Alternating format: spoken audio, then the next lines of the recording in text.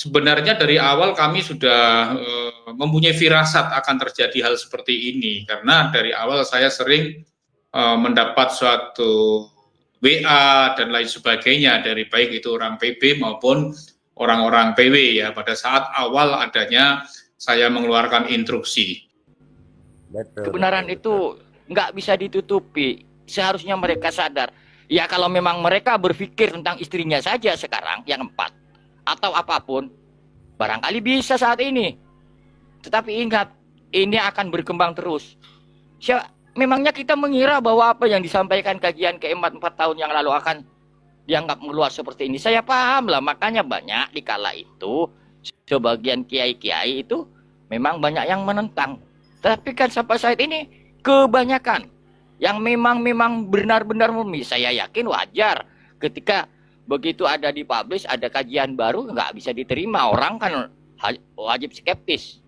Tetapi dengan adanya beliau-beliau itu mengkaji, kan mereka justru berbalik arah sekarang.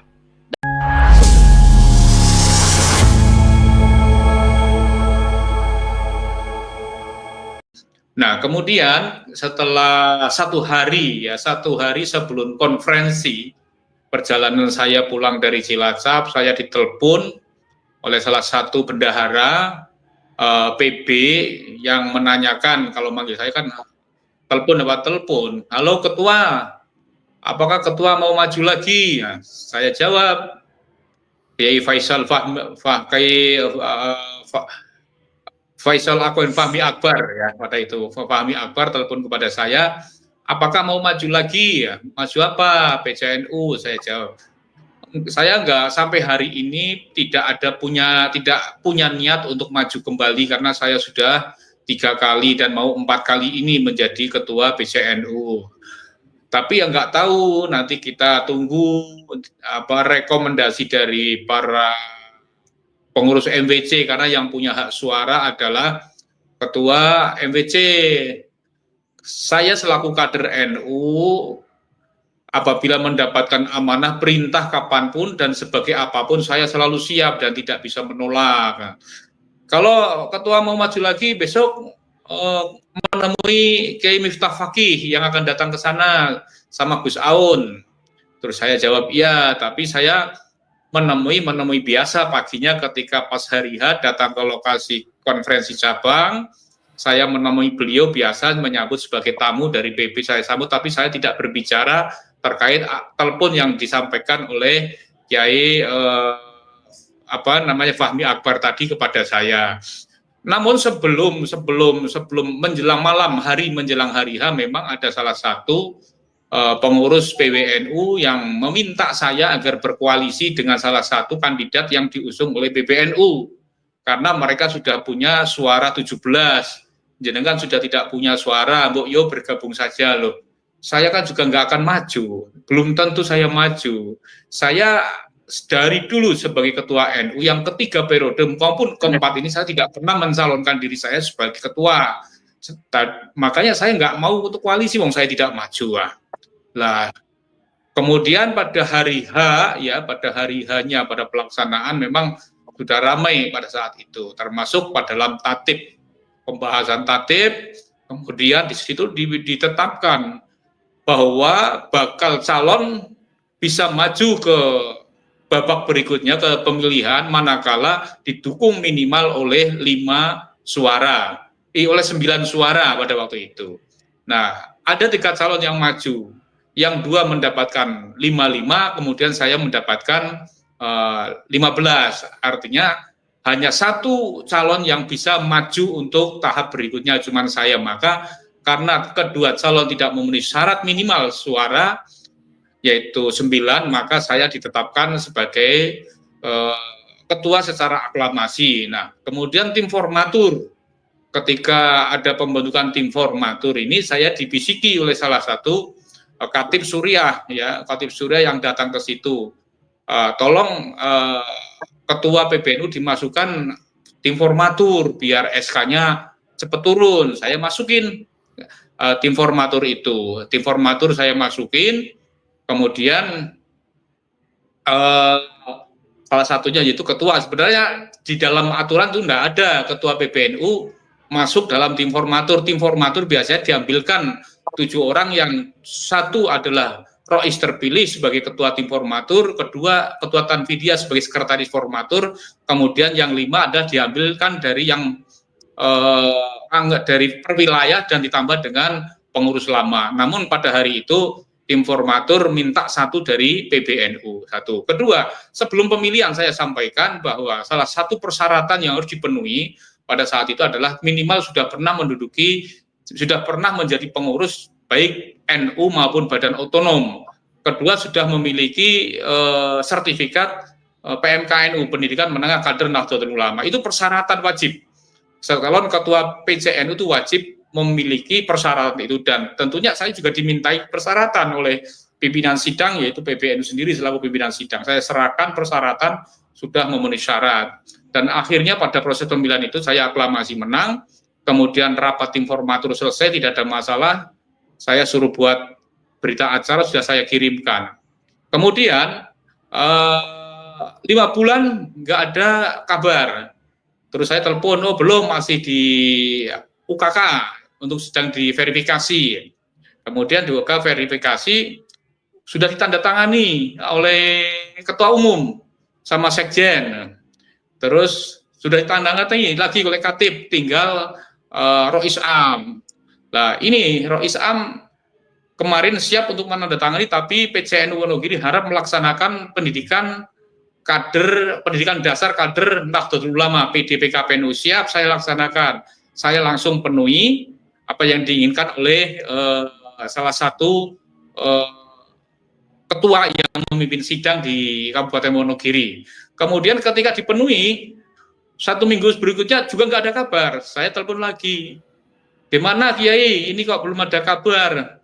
Wah ini, Anda ada jenengan katanya kemarin waktu Jatman katanya mengepung Kongres Jatman di Donohudan. Yang bilang siapa Kiai? Ya ada. Batu yang bilang tuh nggak jelas, nggak cek orangnya. Wong saya itu Kongres Jatman justru saya telepon-teleponan dengan Kiai Fahmi Akbar. Kiai Fahmi Akbar minta untuk berkoordinasi dengan PCNU Solaraya untuk membantu kaitannya dengan konsumsi baik untuk peserta maupun para penggembira. Saya koordinasikan dengan PCNU Solo Raya, kemudian Klaten juga membantu 2.000 kopi dan 2.000 mangkok bakso, kemudian saya bagi lainnya adalah nasi Solo Raya 7 itu. Saya kirim, saya bagi-bagi. Memang saya juga minta izin Laskar untuk membantu pelayanan di Donohudan. Saya sampaikan kayak gitu, saya nggak mengepung, saya membantu memberikan pelayanan kepada peserta dan penggembira yang datang ke Kongres. Saya banyak itu dari Laskar, dari Demak ada, dari berbagai kabupaten ada, membantu mengamankan jangan sampai ada diganggu Kongres Jatman. Saya nggak mungkin mengganggu, wong saya itu anti Habib, mau syarat mengganggu kaitannya dengan Jatman. Kayak gitu. Saya pun ketika mengirim orang-orang PBI ke situ pasti izin dengan ketua panitia. Nah, ketika Laskar ini sedang jaga, kemudian saya ditelepon oleh Kiai Fahmi Akbar, Rois Am tidak berkenan, mohon ditarik mundur pasukannya. Saya tarik seperti itu. Jadi saya tidak mengepung, tapi justru saya membantu panitia dalam rangka untuk mensukseskan muktamar. Oh yaudah, kamu nanti tak sampaikan kepada Rois Surya, terus Rois Am. Kemudian 1 minggu lagi berikutnya, terus saya diminta membuat surat pernyataan pengunduran diri dari PWI. Nah, kebetulan pada saat itu saya juga memang mengundurkan diri dari PWI Jawa Tengah, karena saya kan double di ketua 1 PWI bidang keorganisasian di pusat. Pada saat itu saya sudah buat pengunduran diri, tapi khusus untuk Jawa Tengah. Saya kasihkan kepada ketua, dalam hal ini adalah Kiai Miftah Fakih, kemudian dikasihkan oleh Rois Am. Nah, kemudian 1 minggu lagi kan saya ada pelantikan di Pemalang. Kemudian ada video katanya dikirimkan kepada beliau, Rois Am, bahwa panjenengan ini melakukan pelantikan lagi, kan sudah mundur. Coba sekali jawab, saya kan pengurus pusat, jadi saya mundur dari Jawa Tengah, tapi saya masih di pusat. Saya bisa melantik dimanapun PWI yang ada di seluruh Nusantara ini. Seperti itulah akhirnya sampai rame-rame itu, kemudian PWNU datang ke Wonogiri tapi tidak ke rumah saya, datang ke rumah Rois terpilih. Katanya intinya bahwa Rois Am tidak berkenan dengan saya dan nanti mohon dalam waktu dekat ini akan ada surat untuk PCN Wonogiri dan untuk menyelenggarakan konferensi ulang khusus untuk ketua. Saya bilang sama Rois terpilih, apakah ada dalam ADART konferensi kok hanya ketuanya saja? Biasanya kalau konferensi kan satu paket, ada Rois, milih Rois dulu, setelah Rois terpilih baru ketua. Nah, menanggapi surat tersebut itu bahwa sebagai dasarnya itu kan persyaratan umum. Saya dianggap tidak memenuhi persyaratan, padahal ketika sebelum pencalonan saya sudah diperiksa oleh pimpinan sidang yang saat itu dipimpin oleh PP, semua dianggap selesai, beres, tidak ada masalah, maka saya ditetapkan secara aklamasi. Namun dalam surat kemarin, katanya sesuai dengan pasal ini saya tidak memenuhi syarat, secara umum ya, pengurusan harian harus seperti inilah. Saya kemarin kan sebelum menjadi ketua cabang yang keempat ini kan saya sebagai wakil ketua PWNU. Dan itu SK-nya turun, berarti kan saya sebenarnya masuk dalam verifikasi lolos. Tapi kenapa ketika ini kok nggak lolos, saya nggak tahu. Ada kepentingan apa, saya juga nggak paham seperti itu. Seperti itu Mas Yusuf, intinya sekilas itu yang perlu saya sampaikan. Intinya persyaratan sebenarnya secara ADART Perkum tidak ada masalah. Yang jadi masalah kan kalau rangkap jabatan tidak boleh merangkap jabatan dengan pengurus harian partai politik, dengan organisasi lain yang berafiliasi dengan organisasi yang anti Pancasila, seperti itu. Dan syarat ketika mau maju adalah satu, sudah pernah menduduki atau menjabat kepengurusan di PCNU maupun Badan Otonom dan memiliki sertifikat PMKNU. Nah, kalau saya ini berarti dianggap tidak memenuhi syarat, berarti yang salah siapa? Banyak seperti itu. Yang mimpin itu juga pengurus PBNU sendiri, yang memverifikasi persyaratan pada saat pemilihan juga PBNU sendiri. Saya kira itu, Mas Yusuf, sementara dari saya. Kebenaran itu nggak bisa ditutupi. Seharusnya mereka sadar. Ya kalau memang mereka berpikir tentang istrinya saja sekarang, yang 4, atau apapun, barangkali bisa saat ini. Tetapi ingat, ini akan berkembang terus. Memangnya kita mengira bahwa apa yang disampaikan kajian keempat 4 tahun yang lalu akan dianggap meluas seperti ini? Saya paham lah, makanya banyak dikala itu sebagian kiai-kiai itu memang banyak yang menentang. Tapi kan sampai saat ini kebanyakan yang memang benar-benar memilih. Saya yakin wajar ketika begitu ada dipublish, ada kajian baru nggak bisa diterima, orang kan wajib skeptis. Tetapi dengan adanya beliau-beliau itu mengkaji, kan mereka justru berbalik arah sekarang. Dan itu pun wajar. Tetapi pengkhianat-pengkhianat yang masih membela ini, mau jabatannya apa sekarang? Memangnya jabatannya dia akan seumur hidup? Tidak loh. Memangnya dia akan hidup terus? Tidak. Mereka akan punya cicit, cucut, dan itulah yang akan menerima sanksi nantinya. Dan itu nggak akan dipercaya meskipun beliau di atasnya itu orang yang sangat dihormati.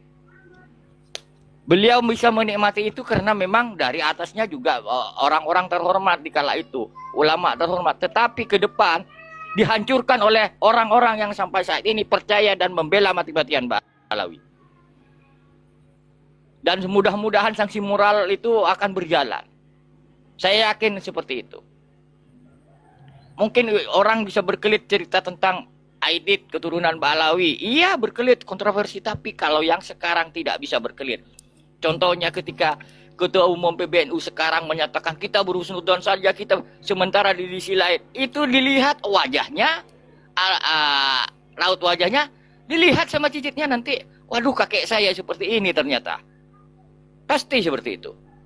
Dan itu bukan diterangkan dalam bentuk gambar. Ini menurut saya memang egoisme sendiri. Hah? Iya pasti seperti itu. Kakek saya bajingan. Lah iya. Dan itu yang tanpa dipikirkan oleh mereka, seakan-akan sejarah seperti zaman lalu cuma diceritakan dalam buku itu bisa mengcounter loh. Sekarang nggak bisa bang. Berbeda ketika Betul, betul. kiai-kiai dahulu kita, umpamanya percaya dengan Balawi, kita tahu kan memaklumi. Manusia itu terbatas, salah hal yang biasa. Tetapi kalau yang saat ini masih membela Balawi kan cuma dua kemungkinannya. Itu sedang berdusta atau sedang bodoh. Itu saja. Kalau sekarang masih percaya nasabnya Balawi tersambung, dua. Siapapun itu, bodoh ataupun berdusta. Itu saja. Terima kasih. Lanjut yang lain. Mantap, mantap. Emang Ya zaman buat saya sekarang juga ini Kang orang masih biasa, ada orang kita bodoh. Saya nggak percaya zaman sekarang masih ada orang bodoh. Yang ada orang berdusta. Kalau bodoh sudah ya, nggak ada ya, orang ya. sekarang. Orang Ya, ya, bodoh itu kalau sudah hampir kalau nggak ini ada. loh Bang, maksud saya begini. Kalau kejadiannya 4 tahun yang lalu barangkali ketika menentang kajian Kiai itu menurut saya hal yang wajar gitu loh. Karena memang beliau belum mengkaji ini sehingga punya sikap skeptis yang wajar. Dan ini kan setiap data-data ini begitu pernyataan itu kan tertulis Bang. Kapan dinyatakan, tanggal berapa. Di YouTube ada jamnya, kapan diupload, itu terjadi. Iya, maka itu karena sudah terbukti adanya bukti-bukti yang lengkap, tapi masih aja tidak mau mengikuti bukti-bukti yang lengkap ini, itu bukan bodoh, itu artinya mereka berdusta. Iya, berdusta. Kalau Iya. masih mau, iya kalau mau Mendustai masih diri, ya. mau melawan bukti-bukti yang otentik, itu bukan bodoh, itu berdusta. Begitu. Bisa seperti itu, benar. Lain cerita. Tapi buat kalau saya buktinya sendiri memang gitu, nggak Wan jelas. Pedro ya. Gimana? Ya. Buat saya sendiri, saya hidup itu udah ngalamin dari masa Presiden Soeharto ya. Jadi tahu perjalanan mereka. Ya benar yang kata tadi Wan Pedro, orang biasa kita jangan pernah bosan, artinya berjuang di Komal itu. Ya benar, kita semakin kesini harus semakin vokal gitu. Bahkan kita ini kan berjuang bukan untuk diri kita, untuk nanti anak cucu kita.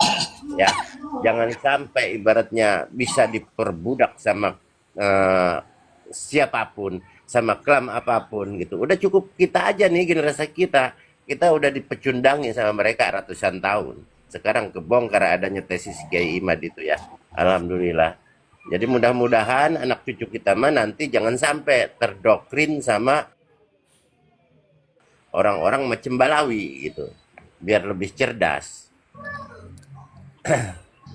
Ya Wan, silahkan Ya, Wan Mak. Pedro. Ya itu tadi itu saran saya, pendapat saya, kalau tidak ada produk hukum yang mengatur ini, yang mengatur tentang kedustaan nasab, ya ini nggak selesai masalah ini sampai kapanpun, ya tetap mereka juga bergerilya. Terlepas ada yang percaya atau tidak, tetap aja mereka berdakwah bahwa mereka menyatakan dirinya sebagai turunan Nabi, nggak perlu bukti, gitu loh. Lah orang menyembah sapi aja nggak perlu bukti kok, banyak pengikutnya. Karena apa? Karena tidak diatur hukum, tidak ada pelarangan. Andai kata Ahmadiyah itu tidak ada pelarangan, tidak ada SK 3 Menteri pelarangan itu, mungkin sekarang Ahmadiyah ini sudah menyebar luas di Indonesia. Nah, karena ada produk hukum, mereka terbatas ruang geraknya, dakwahnya juga terbatas, gitu loh. Jadi memang diperlukan produk hukum untuk mengatur ini. Nah, dari mana mulainya? Ya dari PBNU. Karena mereka ini kan berada di dalam PBNU. Kalau sikap PBNU sudah dengan tegas menyatakan bahwa Ba'alawi bukan zuriat Nabi, kemudian diajukan ke Menteri Hukum dan HAM supaya dibikinkan undang-undang atau peraturan atau hukum apa gitu, pasal atau apapun namanya, ya barang siapa yang mengaku-ngaku sebagai turunan Nabi yang tidak memiliki bukti yang benar dihukum sekian, ada ancaman hukumannya. Nah, ini baru berhenti. Ruang gerak mereka sudah berkurang, nggak bisa bergerak untuk mendakwakan dirinya sebagai keturunan Nabi. Di Indonesia ini jangan ngaku turunan Nabi, ngaku cucunya Tuhan aja ada yang percaya kok. Jadi kita Jangan besar hati, oh dengan adanya tesisnya Kiai Imad ini mereka rungkat. Ya rungkat, bener rungkat, tapi masih banyak juga pengikut-pengikut yang terdoktrin-doktrin ini. Jadi harus dibuat produk hukum untuk mengatur ini. Itu kalau menurut saya itu begitu. Sebab kalau nggak ada produk hukum, sampai kapan sih PWI LS ini untuk berjuang begini? Terus mereka nyerah? Enggak, mereka nggak akan nyerah. Mereka tidak akan nyerah, mereka tetap masih merasa bahwa mereka zuriat Nabi. Dan mereka masih tetap mensuarakan, mendakwakan bahwa dirinya zuriat Nabi. Ya kan, organisasinya tetap kuat, Robito Alawiyah. Masih mencatat nasab-nasab orang-orang yang baru lahir. Anak-anak bayi-bayi yang baru lahir dicatat oleh mereka. Iya kan? Nah, kalau ada produk hukum bubar itu namanya Robito Alawiyah. Maktab Daimi itu yang mencatat anak keturunan atau silsilah itu bubar itu. Kalau ada produk hukum mengenai ancaman mengaku-ngaku sebagai keturunan Nabi. Jadi gerakannya harus ke sana, ke arah masalah produk hukum ini harus diatur. Jangan mengaku sebagai imam sebagai malaikat Jibril lalu ditangkap. Seperti Lia Eden. Lia Eden kan ngaku malaikat Jibril, ditangkap. Ngaku Nabi, ditangkap. Ahmad Musaddiq, dia ngaku sebagai Nabi, ditangkap. Nah kenapa ini ngaku keturunan Nabi kok tidak ditangkap? Harus ditangkap, harus ada produk hukumnya. Ini salah satu penghinaan atau pencelaan terhadap Nabi. Masa Nabi punya turunan bisa jadi predator, 30 perempuan diperkosa. Ini penghinaan terhadap Nabi. Bukan masalah husnudzon. Justru sudzon kepada Nabi. Masa Nabi punya keturunan tukang predator. Bajingan ya? Bajingan. Kan pencelaan itu, penghinaan terhadap Nabi. Masa nggak ada hukum yang mengaturnya? Harus diatur hukum ini mengenai ngaku-ngaku keturunan Nabi. Ya, silakan dilanjut. Ya, terima kasih Bang. Iya, memang itu Bang. Tetapi kan kita nggak akan pernah capek untuk menyuarakan. Insya Allah lah Bang. Makin lama dengan dukungan masyarakat yang makin banyak. Ini tentunya kita nggak akan pernah diam. Karena ketika berbicara hal ini, kita yakin kok sudah mereka kalah. Kan tinggal ini Bang. Produk hukumnya itu. Dan ketika berbicara produk hukum tentunya itu hitung-hitungannya politis Bang. Ketika berbicara politis tentunya makin lama makin sedikit yang dipercaya akan keluar keputusan itu Bang. Insya Allah seperti itu. Dulu kita nggak akan pernah menyangka Bang FPI itu bisa dibubarkan. Tetapi dengan ini kita nggak tahu loh entah berapa tahun. Termasuk PBNU ini Bang. Apakah kita yakin di muktamar yang akan datang orang-orangnya seperti itu? Tidak begitu juga. Apalagi ketika dikaitkan dengan kepentingan Bang. Meskipun andai kata ini Bang. Ketuanya terpilih lagi, kabinetnya bisa berubah Bang. Di situ pun juga akan perang kepentingan juga di situ. Dan itu pun kita tetap akan optimis dalam hal ini. Jangan pernah capek menyuarakan hal ini. Ya kalau barangkali jenuh ya manusiawi lah. Ya istirahat dulu dan lain sebagainya. Dan tentunya kan kalau kita melihat teman-teman baru muncul Bang di yang protesis itu. Ini kan kita harus syukuri hal ini. Kita juga nggak boleh nafikan bahwa progresnya ini cukup bagus meskipun masih jauh dari harapan kita. Tetapi insya Allah lah Bang. Kalau kita komen saja Bang, zaman dulu di FB mengomentari si Bahar, dicari saya Bang. Apalagi menyatakan anunya itu kan yang orang Bali kan cuma komen di Facebook, akhirnya ketemu dengan timnya itu kan dipanggil ini dihajar itu kan Pak. Itu kan cuma ngomentari di Facebook. Sekarang kita mengatakan Mbak Alawi Duria palsu tiap hari loh Bang. Nggak ada apa-apa gitu loh. Ini kan sebuah kemajuan. dari kelompok kita bahwa mereka sebenarnya sudah ya tinggal dikit lah. Kita tetap yakin dengan hal ini dan teruslah kita menyuarakan hal ini agar akidah kita tetap terjaga, negara kita tetap aman. Ini yang memang kita pertanyakan ketika kita selalu mengkritisi NU. Mungkin memang saatnya sekarang kita nggak bisa menunda-nunda lagi, karena satu-satunya yang kuncinya sekarang di NU. NU bersuara sudah selesai. NU bersikap bahwa mereka bukan durian Nabi. Udah selesai. Kalau kita mau menyadarkan sebagian dari mereka semua, ya memang nggak mungkin. Karena contohnya seperti paham PKI ya, PKI kan memang secara negara institusi melarang, tetapi pahamnya sebagian mungkin ada. Begitupun dengan FPI. FPI kan ketika negara menyikapi dengan melarang, otomatis mereka tidak leluasa lagi untuk bergerak. Makanya saya setuju dengan hostnya itu, memang terus kita mengkritisi PBNU itu sendiri, karena ya ormas yang lain sudah clear masalah ini. Tinggal di PBNU mereka berlindung. Di lainnya mana ada? Al-Irsad, Muhammadiyah tidak, enggak lakukan seperti itu. Tetapi kita tetap menggunakan etika dan lain sebagainya, itu penting. Karena memang ketika berbicara kepentingan masalah polemik ini kan banyak yang menunggangi kepentingan ini.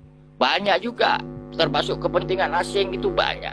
Sehingga memang sengaja orang yang berpolemik kan bukan orang yang sedang berpolemik saja. Banyak juga yang mengambil keuntungan dari polemik ini. Dan ini yang harus kita waspadai. Kita tetap ini, toh kita meskipun para orang yang percaya dengan Ba'alawi masih durian Nabi itu kan saudara kita juga. Kita jangan sampai nanti justru ditunggangin oleh pihak-pihak tertentu, sehingga justru membuat negara ini kacau balau lah. Kita memang boleh ada progres, arah dan lain sebagainya dengan tujuan bahwa kita akan mengarah ke yang titik tertentu. Tetapi kita kan nggak, memang tentunya sedikit demi sedikit. Mungkin kita bahas dulu dari ajaran-ajarannya. Contohnya umpamanya PBNU Basul Masail tentang syahadat yang 3 itu,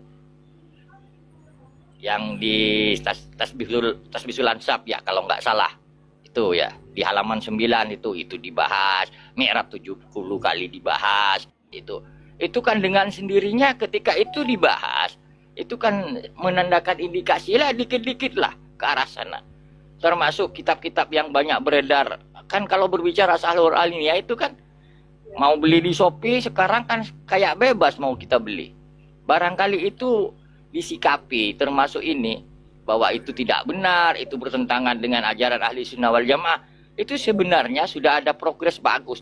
Nggak perlu ke nasabnya dulu menurut saya. Dari sisi itu dengan sendirinya, makin lama orang akan makin sadar bahwa Ba'alawi itu banyak yang ajaran-ajarannya itu bertentangan dengan akidah. Itu mungkin. Hostnya ini kemana ini? Dilanjut Bang. Saya mau mandi dulu ini.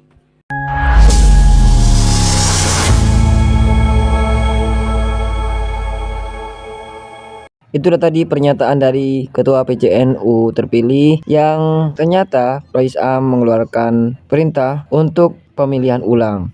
Dan tadi kita sudah dengar bersama diskusi tentang kondisi dari PBNU yang sampai saat ini dianggap kepengurusannya masih belum kuat. Bagaimana menurut pendapat teman-teman semua? Silahkan lanjut di kolom komentar. Terima kasih, selalu support Arman Al-Fatih. Kita jumpa lagi di video selanjutnya. Assalamualaikum warahmatullahi wabarakatuh.